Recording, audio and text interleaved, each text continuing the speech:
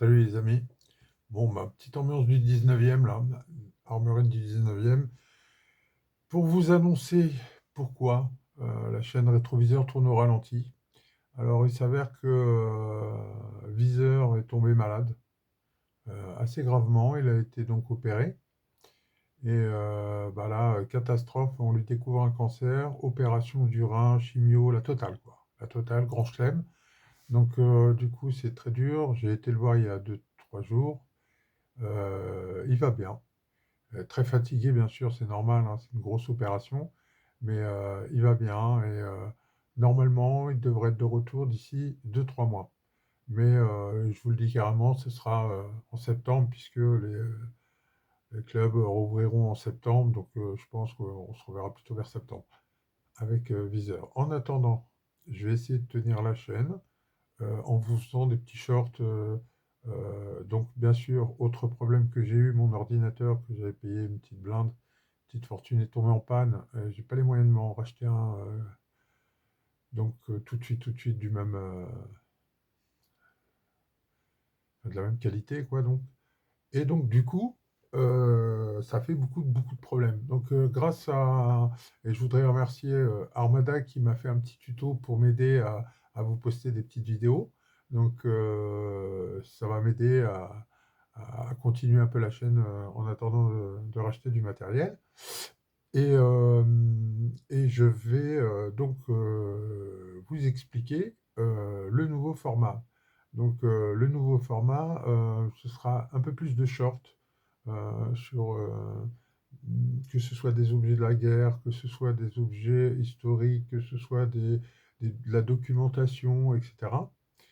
Un peu plus de tutos sur le bricolage, donc du bronzage, comment, par exemple, se construire son ressort de doigt de détente, une vidéo que je pense beaucoup de gens ont besoin parce que c'est très facile à faire en fait. Et il y a beaucoup de gens qui ont des revolvers sans ressort de doigt de détente et c'est une catastrophe parce que ça coûte, sur un certain site, ça coûte, le site N, si vous voyez ce que je veux dire, ça coûte dans les 45 à 75, voire pour un petit bulldog, voire pour un petit Vélodog Hammerless, vous en avez jusqu'à 80, 100 euros, 120 euros, il y en a ici. Enfin, bon, bref, vous avez compris. Donc, comment le fabriquer? On fera un petit tuto là-dessus. On fera des tutos sur un peu tout d'ailleurs, au niveau du bricolage, hein. Il n'y a pas que le bronzage, il y a beaucoup de choses. Euh, donc, je ferai aussi, j'ai vu qu'il y avait, à force de découvrir le logiciel de YouTube, j'ai vu qu'il y avait aussi, on pouvait vous poser des questions. Savoir, par exemple, ce que vous aimeriez ou votre avis, par exemple, là, j'ai mon lambin de tête qui était nickelé, dont le nickelage était en train de partir. Euh, c'est une pièce historique, elle est magnifique, elle marche super bien, on s'éclate avec. Viseur adore cette arme. Donc, quand il sera de retour, j'ai une petite surprise pour lui. Je l'ai envoyé au nickelage. Là. Enfin, en fait, je l'ai envoyé au chromage. Donc, ça durera 100 ans. C'est vraiment un chromage fin chez un chromeur spécialisé, hein. C'est vraiment un professionnel.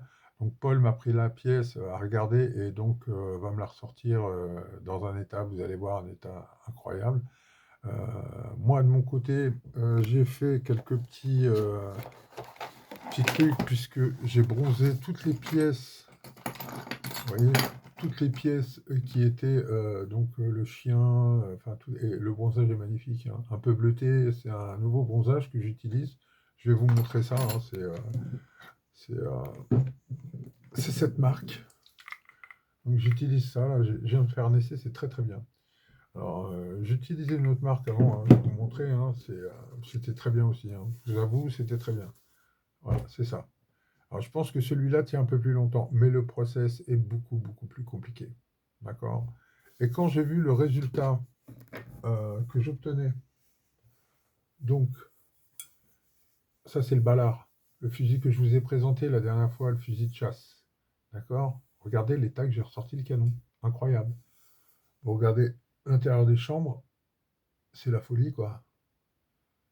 C'est une pièce incroyable. Là, j'ai fait le canon, je me suis occupé du canon, je me suis occupé du bronzage, en parfait état. je me suis occupé de la mécanique, donc, et puis des tâches, toutes les tâches de roue qu'il y avait. Je ne sais pas si vous avez vu la vidéo, allez la regarder, vous verrez l'état du fusil et vous le voyez après. Bon, la mécanique de celui-là, elle est impeccable, il n'y a pas de jeu, il marche très bien, les ressorts sont bons, c'est impeccable, il y a rien à dire. Il est super. Donc, on va les tirer, et ça fait partie des choses que je vous proposerai. Donc des restaurations, ainsi que l'utilisation, puisque du coup, moi, comme je suis tireur sportif, et puis que je fais du tir historique, j'utilise forcément des munitions. Donc je vous raconterai un petit peu les munitions, comme ça, par exemple, c'est du petit grain, c'est du 4, hein, c'est plutôt pour le gibier volant. Après, vous avez de la chevrotine, d'accord, hein. Vous avez type Brenneck, hein, vous voyez, type Brenneck. Et on a ce fournisseur donc, qui a fait un commentaire dans les commentaires. Et on a discuté un petit peu ensemble. Je pense qu'il y a un petit partenariat qui va s'installer pour parler de ces cartouches, parce que vraiment, à l'essai, on les a essayés avec viseur. Vraiment, c'est super sympa, hein. Je vous assure que c'est très, très, très sympa. Voilà. Donc, il y avait ça. Après, je pourrais vous faire aussi des vidéos sur plutôt des rechargements qui n'existent plus, juste pour vous montrer ce genre de cartouche. Bon, là, il y a le prix dessus. Enfin, non, c'est oui. Ce genre de cartouche, hein, de chasse qui se tirait dans des fusils. Je vous montrerai des documentaires un peu historiques sur certaines armes. Les documentaires, comme le documentaire que j'ai fait sur le droit aux armes, par exemple, la deuxième partie me demande énormément de travail. Les lois, elle sera beaucoup plus longue que je pensais. Je pense même la faire en deux parties parce que c'est tellement compliqué, les époques. Euh, on va dire que avant 1939, ça va encore, quoi. On s'y retrouve. Mais après 1939, ça devient n'importe quoi. Enfin, n'importe quoi. Ça devient compliqué. Voilà. Donc,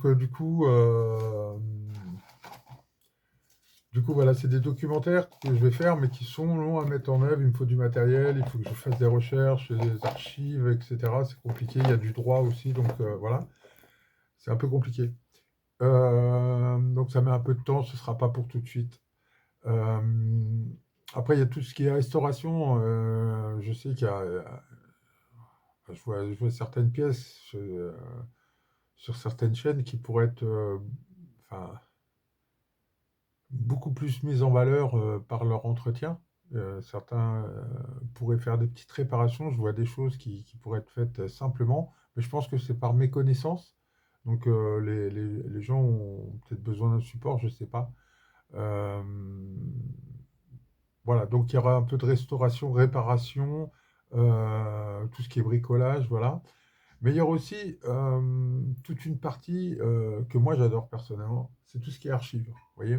Là, par exemple, sur, euh, sur ces petits documents que vous pouvez trouver facilement sur Internet, vous avez les bulldogs, vous avez tous tous toutes les armes un peu anciennes avec donc il y a une référence et par rapport à la référence, dans le tableau, vous le retrouvez. Et donc le Lambman tête, c'est celui-là.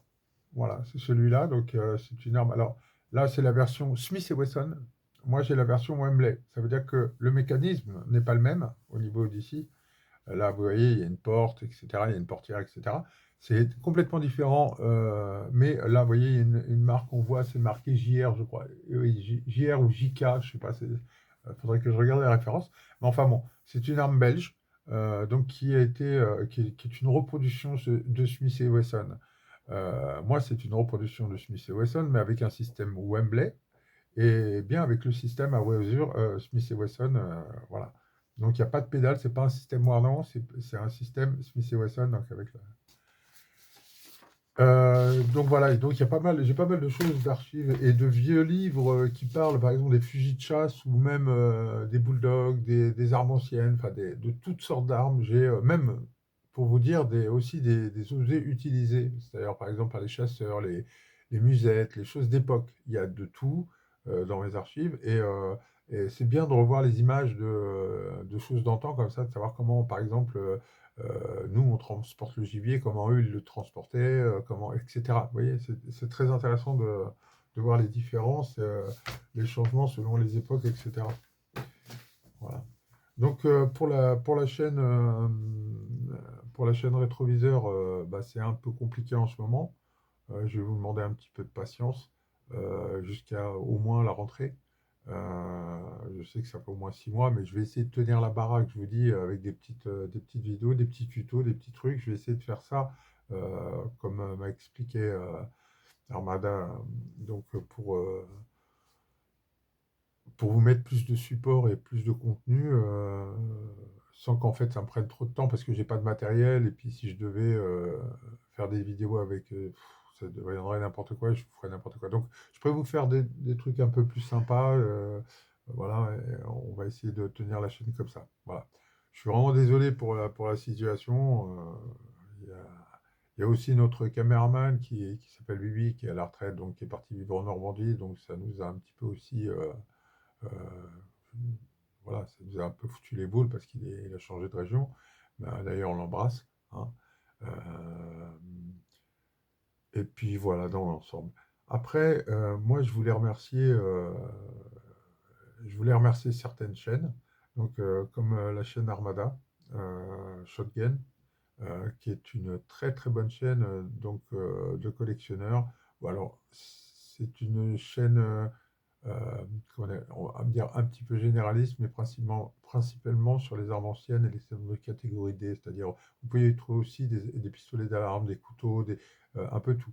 Beaucoup de nettoyage, d'explications, d'entretien du bois, etc. C'est quelqu'un qui a d'énormément de connaissances. Et en même temps, euh, vous allez apprendre plein de choses avec lui. Et en même temps, c'est sous une petite musique très très reposante qui joue lui-même, c'est ses petites impros et tout, à la guitare ou au banjo. Voilà, c'est très sympa, c'est une chaîne vraiment très sympa. Après, je voulais remercier aussi la chaîne de Patrick Sotero, qui est bon, bah, l'une des plus grandes chaînes, on va dire, sur les armes anciennes. Alors dessus, sur support, vous trouverez de tout, hein. Donc des armes catégorie A, B, vous trouverez de tout, hein. Vous irez du Desert Eagle au petit Bulldog, quoi, hein.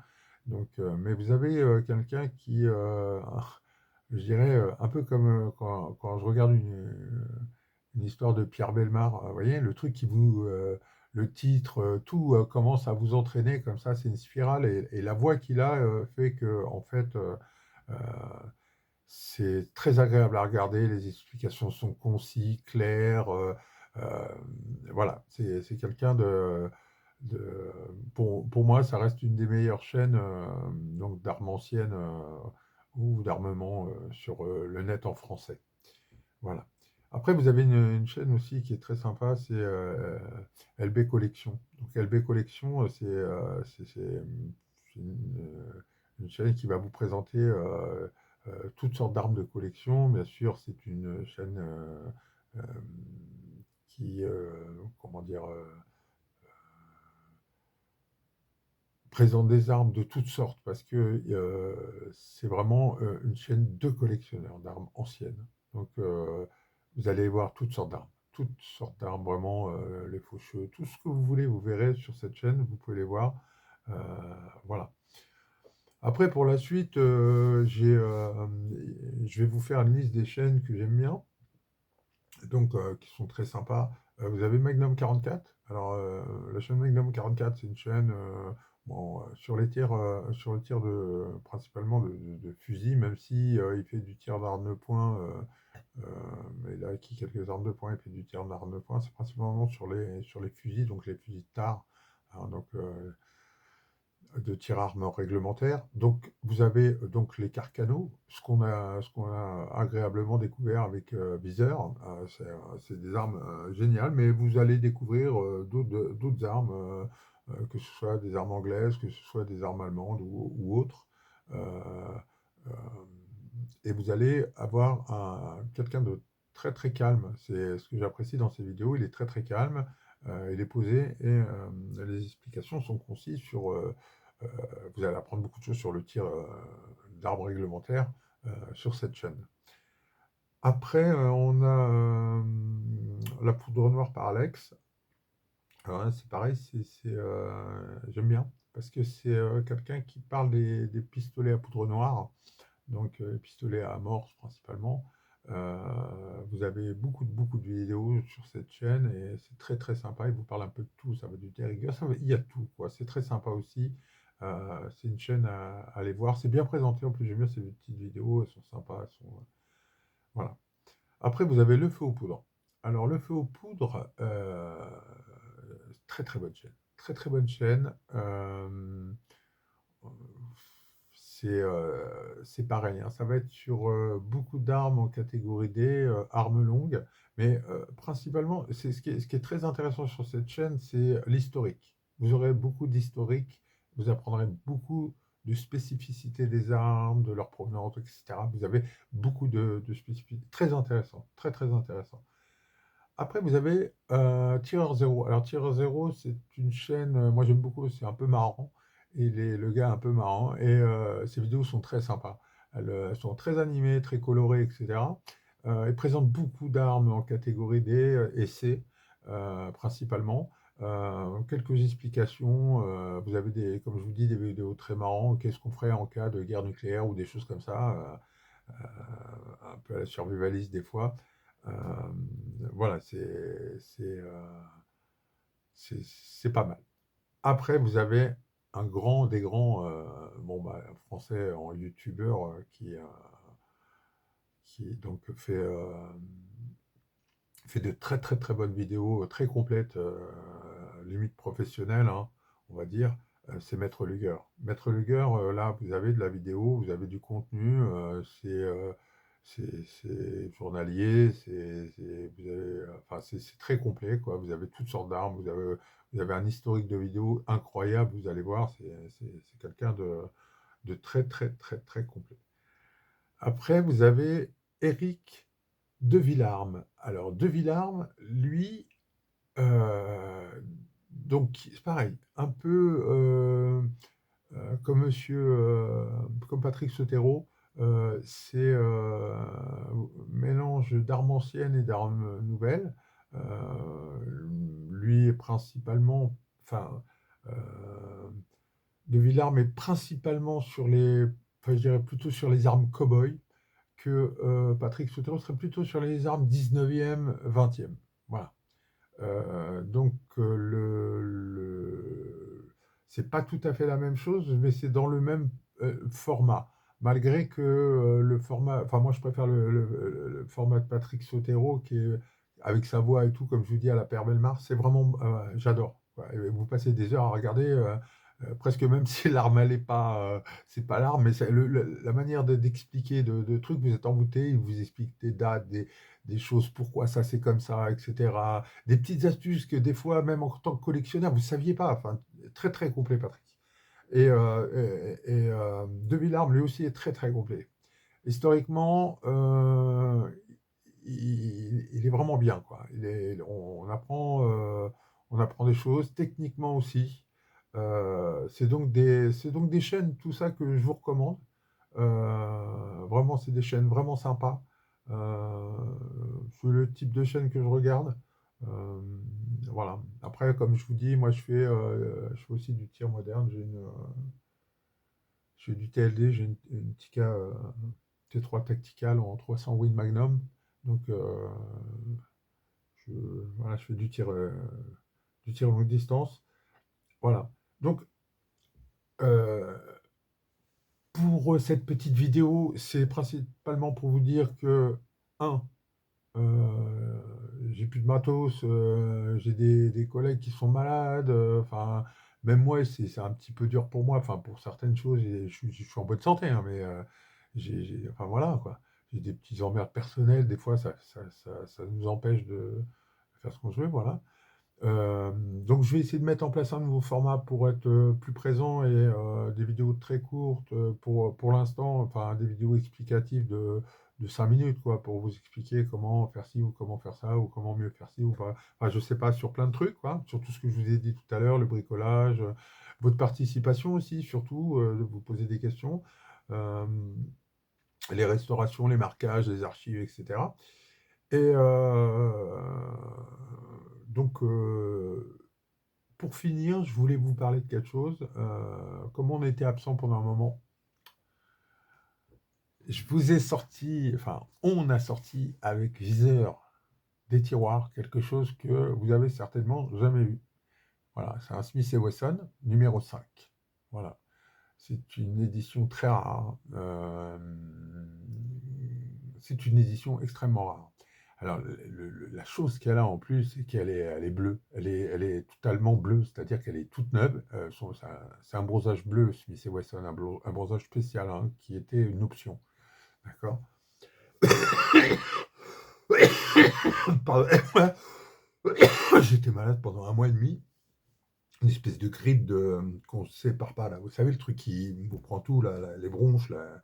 Enfin, bref, un emmerde de plus. Donc oui, je vais vous présenter un Smith Wesson Top Break numéro 5 que vous n'avez certainement jamais vu. Moi-même, j'ai fait des recherches sur Internet, j'en ai pas trouvé, j'ai pas trouvé d'explication, j'ai pas trouvé de, j'ai trouvé de la docu, enfin, j'en ai trouvé, si vous voulez. Bon, déjà, il y avait moins d'options que sur le mien, et enfin, il est extrêmement rare. J'ai trouvé deux, trois photos seulement sur Internet et une en vente. Voilà. Une en vente sur Internet et deux, trois explications. C'est tout ce que j'ai trouvé sur cette arme. Voilà. Bon, après, j'ai des docs, j'ai des machins, j'ai été fouillé. C'est une surprise, je vais vous montrer. C'est très rare. C'est très rare. Quand je vous dis c'est très rare, c'est que c'est très rare. Et surtout, enfin, c'est très rare, mais dans cet état, je pense que c'est l'un des derniers au monde dans cet état. Voilà, je pense que c'est l'un des derniers au monde dans cet état, dans ce modèle et dans cette configuration. Voilà, qu'on se comprenne bien. Voilà, donc c'est une pièce euh, qui ressemble à, bah, je vais vous montrer, hein, c'est simple, elle ressemble à ce modèle-là, mais en 38, avec des particularités dans